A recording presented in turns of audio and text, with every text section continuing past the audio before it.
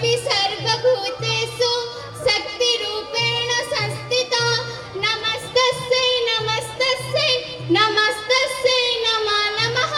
एଠାରେ उपस्थित ଥିବା ସମସ୍ତ ଗୁରୁଜନମାନଙ୍କୁ ମୋର ଆଦର୍ଶନୀୟ ପ୍ରଣାମ।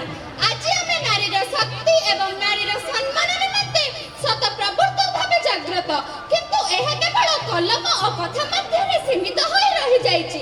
ଆଜିର ଦୁନିଆରେ ଯଦି ଆମେ ନାରୀମାନଙ୍କୁ ସମ୍ମାନ ଦେଇଥାନ୍ତେ, ତାହେଲେ ନାରୀମାନଙ୍କର ସମ୍ମାନ ନିମନ୍ତେ ଆପଣମାନଙ୍କୁ ନାରୀର ସମ୍ମାନ ନିମନ୍ତେ ପ୍ରସାର କରିବାକୁ ପଡ଼ିନଥାନ୍ତା।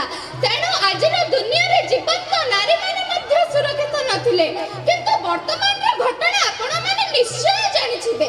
କେତେକ କଲେଜ ଏବଂ ୟୁପିରେ ଟଙ୍ଗାଯାଇଥିବା ବାରଣ୍ଡାରେ ଅଖୁଆ କଥା କହିପାରୁନଥିବା ପ୍ରତିଛବି ମହିଳାମାନେ ମଧ୍ୟ ଦୁର୍ଦ୍ଦଶା ଭାବରେ ଅସୁରକ୍ଷିତ। ତେଣୁ ଆମେ ବିବିଗିରି ସରକାରୀ ମହିଳା ମାଧ୍ୟମିକ ପ୍ରଶିକ୍ଷଣ ବିଦ୍ୟାଳୟର ଛାତ୍ରୀମାନେ ନାରୀର ସମ୍ମାନ ଏବଂ ନାରୀର ଜାଗ୍ରତ ନିମନ୍ତେ ଏକ ଛୋଟ ନାଟକ ଆମେ ଛାତ୍ରୀ କୁନି କୁନି ଛାତ୍ରୀମାନେ ଆପଣଙ୍କ ନିକଟରେ ଉପସ୍ଥାପନ କରିବାକୁ ଯାଉଅଛୁ। ଧନ୍ୟବାଦ। ତଥାପି କିଛି ମୂଲ୍ୟ ନାହିଁ, ଏସବୁ କରି ଲାଭ କ'ଣ? ଯଦି ମୁଁ 2 ଅକ୍ଷର ପାଠ ପଢ଼ିଥାନ୍ତି, ମୁଁ ଏବେ ଅନ୍ୟମାନଙ୍କ ପରି ଆତ୍ମନିର୍ଭରଶୀଳ ହୋଇଥାନ୍ତି ଓ ମୋ ଜୀବନରେ ମୁଁ ଆଗକୁ ବଢ଼ିଯାଆନ୍ତି।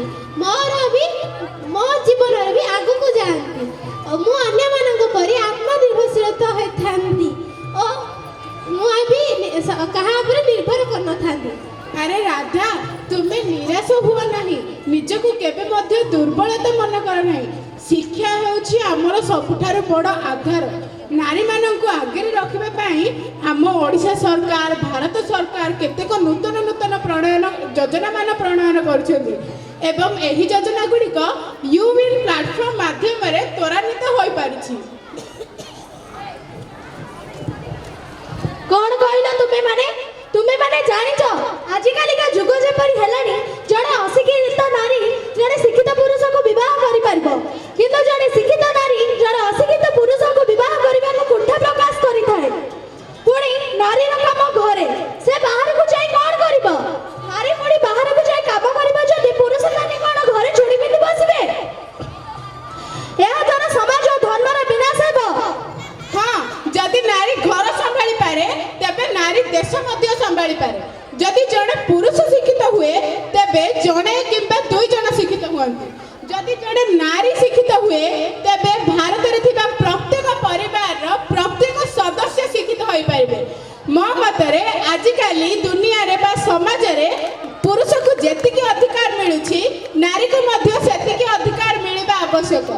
ଭାରତ ସରକାରଙ୍କ ଦ୍ୱାରା ପ୍ରଚଳିତ ହେଉଥିବା ବେଟି ବଚାଓ ବେଟି ପଢ଼ାଓ ଯୋଜନା ଏହାର ଏକ ଉଦାହରଣ। ଏହି ବେଟି ପଢ଼ାଓ ବେଟି ବଚାଓ ଯୋଜନା ମାଧ୍ୟମରେ କୁନି କୁନି ଶିଶୁ କିମ୍ବା ଦେଶର ସମସ୍ତ ନାରୀମାନଙ୍କୁ ସେମାନଙ୍କର ସୁରକ୍ଷା ପାଇଁ ଏହି ଯୋଜନା ପ୍ରଣୟନ କରାଯାଇଛି। ଏହାର ଗୁରୁତ୍ୱ ହେଲା କିଭଳି ଆମେ ନାରୀମାନଙ୍କୁ ଆଗକୁ ନେବା, ସେମାନଙ୍କର ସମ୍ମାନ କରିବା, ସେମାନଙ୍କୁ କିଭଳି ଆମେ ଅଗ୍ରଗତି କରିପାରିବା। ସେହିଭଳି ଖୁସି ସ୍କିମ୍ ଗୋଟିଏ ଏଭଳି ଏକ ଯୋଜନା ଯାହା ମାଧ୍ୟମରେ ବିଦ୍ୟାଳୟରେ ଛାତ୍ରୀମାନେ ଯେଉଁ ବିଦ୍ୟାଳୟରେ ଛାତ୍ରୀମାନେ ଅଧ୍ୟୟନ କରୁଥାନ୍ତି, ସେହି ବିଦ୍ୟାଳୟରେ ସେମାନଙ୍କର ସ୍ୱାସ୍ଥ୍ୟର ରକ୍ଷା ପାଇଁ ସେମାନଙ୍କୁ ନ୍ୟାପକିନ୍ ବା ସାନିଟାରୀ ପ୍ୟାଡ୍ ବଣ୍ଟନ କରାଯାଉଛି, ଯାହାଦ୍ୱାରା ସେମାନଙ୍କର ସ୍ୱାସ୍ଥ୍ୟର ସୁରକ୍ଷା ହୋଇପାରିବ। ଖାଲି ଏତିକି ନୁହେଁ, ଆମ ଭାରତ ସରକାର ପ୍ରତ୍ୟେକ ନାରୀମାନଙ୍କ ପାଇଁ ମିଶନ ଶକ୍ତିର ଆଧାର ମଧ୍ୟ ଖୋଲିଛନ୍ତି, ଯାହାଦ୍ୱାରା ମହିଳାମାନେ ଏକତ୍ରିତ ହୋଇ ସେମାନଙ୍କର ଧନ୍ଦାମୂଳକ ବ୍ୟବସାୟ ଆରମ୍ଭ କରୁଛନ୍ତି, ଯାହାଦ୍ୱାରା ସେମାନେ ନିଜେ ନିଜେ ଆତ୍ମନିର୍ଭରଶୀଳ ହୋଇପାରୁଛନ୍ତି। ସେମାନେ ପରବର୍ତ୍ତୀ ମୁହୂର୍ତ୍ତରେ କାହା ଉପରେ ନିର୍ଭରଶୀଳ ହୋଇପାରିବେ ନାହିଁ। ଏବେ ଆମ ଓଡ଼ିଶା ସରକାର ଶ୍ରୀଯୁକ୍ତ ମୋହନ ଚରଣ ମାଝୀ ନୂତନ ଭାବରେ ସୁଭଦ୍ରା ଯୋଜନା ପ୍ରଣୟନ କରିଛନ୍ତି, ଯାହାଦ୍ୱାରା ଓଡ଼ିଶାରେ ଥିବା ପ୍ରତ୍ୟେକ 21 ବର୍ଷରୁ ଉର୍ଦ୍ଧ୍ୱ ମହିଳାମାନଙ୍କୁ 5,000 ଟଙ୍କା ଦିଆଯାଉଛି, ଯାହାଦ୍ୱାରା ସେମାନେ ନିଜ ନିଜ ଉପକୃତ ହୋଇ ଆତ୍ମନିର୍ଭରଶୀଳ ହେଉଛନ୍ତି। ସତ କହିବାକୁ ଗଲେ ସଂସାର ରଥର 2ଟି ଚକ ହେଲେ ଜଣେ ନାରୀ ଓ ଜଣେ ପୁରୁଷ।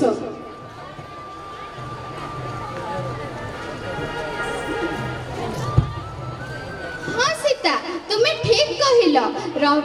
ଆମର ଏଇ ନାରୀମାନଙ୍କ ଭିତରୁ କେତେକ ନାରୀ ସ୍ୱାଧୀନତା ସଂଗ୍ରାମରେ ନାରୀର ସମ୍ମାନ ନିମନ୍ତେ ସ୍ୱର ଉତ୍ତୋଳନ କରିଥିଲେ। ସେମାନଙ୍କ ମଧ୍ୟରୁ ପ୍ରଥମତଃ ହେଉଛନ୍ତି ରମାଦେବୀ। ରମାଦେବୀ ହେଉଛନ୍ତି ଓଡ଼ିଶାର ପ୍ରଥମ ନାରୀ ଯେ ନାରୀର ସମ୍ମାନ ନିମନ୍ତେ ପ୍ରଥମ ଥର ପାଇଁ ସ୍ୱର ଉତ୍ତୋଳନ କରିଥିଲେ। ଦ୍ୱିତୀୟତଃ ହେଉଛନ୍ତି ନନ୍ଦିନୀ ଶତପଥୀ। ନନ୍ଦିନୀ ଶତପଥୀ ଓଡ଼ିଶାର ପ୍ରଥମ ମୁଖ୍ୟମନ୍ତ୍ରୀ ଭାବେ ସାରା ବିଶ୍ୱ ବିଖ୍ୟାତରେ ପରିଚିତ ଏବଂ ଲୌହ ମହିଳା ଭାବେ ସେ ସାରା ବିଶ୍ୱରେ ପରିଚିତ। ରାଜନୀତି ଏବଂ ଇତିହାସରେ ସେ ଗୁରୁତ୍ୱପୂର୍ଣ୍ଣ ଅବଦାନ ଦେଇଥିଲେ ଏବଂ ନାରୀର ସମ୍ମାନକୁ ସମସ୍ତଙ୍କ ଆଗରେ ପ୍ରମାଣ ମଧ୍ୟ କରିଥିଲେ। ଓଡ଼ିଶାର ପ୍ରଥମ ଜ୍ଞାନପୀଠ ପୁରସ୍କାର ଡକ୍ଟର ବିଜୟିତ୍ରୀ ପ୍ରତିଭା ରାୟ ନିଜର ଲେଖନୀ ମାଧ୍ୟମରେ ନାରୀର ଭାବନାକୁ ସାରା ଦୁନିଆରେ ପହଞ୍ଚାଇଥିଲେ।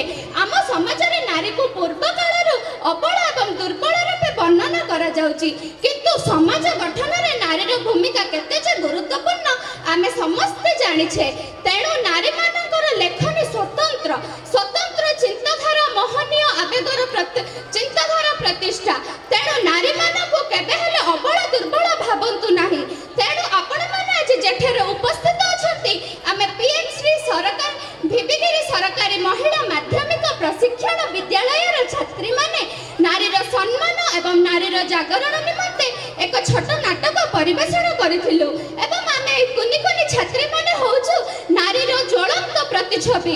ତେଣୁ ଆଜିଠାରୁ ନାରୀକୁ କେବେ ହେଲେ ଅବଳ ଆଉ ଦୁର୍ବଳ ଭାବିବେ ନାହିଁ। ନାରୀମାନଙ୍କୁ ସବୁବେଳେ ସମ୍ମାନ ଦେବେ। ନାରୀମାନେ ହେଉଛନ୍ତି ଆମ ଓଡ଼ିଶାର ଗର୍ବ ଓ ଗୌରବ ଏବଂ ସେମାନେ ଜଣେ ବଡ଼ ନାଗରିକ ହୋଇପାରିବେ। ନାରୀମାନଙ୍କୁ କେବେ ହେଲେ କମଜୋର ଭାବିବେ ନାହିଁ। ହଁ ତୁମେ ମାନେ ଯାହା କହୁଛ କଥାଟି ନିରାଶ ସତ୍ୟ। ନାରୀମାନଙ୍କୁ ସମାନ ଅଧିକାର ଦେବା, ଶିକ୍ଷା ଓ ସୁରକ୍ଷା ଦେବା ଆମମାନଙ୍କର ସମସ୍ତଙ୍କ ଦାୟିତ୍ୱ। ଯତ୍ର ରାଜ୍ୟସ୍ତୁ ପୂଜ୍ୟନ୍ତେ ରମନ୍ତେ ତତ୍ର ଦେବତା, ଅର୍ଥାତ୍ ଯେଉଁ ସ୍ଥାନ ନାରୀମାନଙ୍କୁ ପୂଜା ସମ୍ମାନ କରାଯାଏ ସେଠାରେ ଭଗବାନ ବାସ କରିଥାନ୍ତି। ଆସନ୍ତୁ ଏକ ଶପଥ ନେବା, ଆଜିଠାରୁ ନାରୀମାନଙ୍କୁ ଉଚିତ ଶିକ୍ଷା, ସମ୍ମାନ ଇତ୍ୟାଦି ପ୍ରଦାନ କରିବା।